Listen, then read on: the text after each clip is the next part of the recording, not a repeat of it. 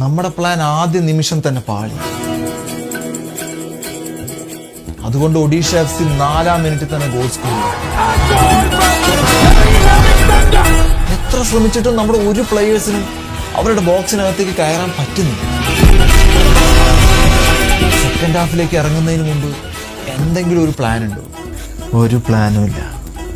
മാറ്റം വരുത്താൻ സമയമായിട്ടില്ല. എന്നാൽ ഒരു കാര്യം ഞാൻ ഉറപ്പിച്ച് പറയാം, ഇങ്ങനെ പോയാൽ നമ്മൾ തോക്കും. ഇല്ല, അതിൻ്റെ കാരണം ആധികാരികമായിട്ട് എനിക്ക് പറയാൻ അറിയില്ല. പക്ഷേ ഈ ടീമിനൊരു പ്രത്യേകതയുണ്ട്. മത്സരത്തിൻ്റെ 60 മിനിറ്റ് കഴിഞ്ഞാൽ ഇവന്മാർക്ക് ഭ്രാന്ത്.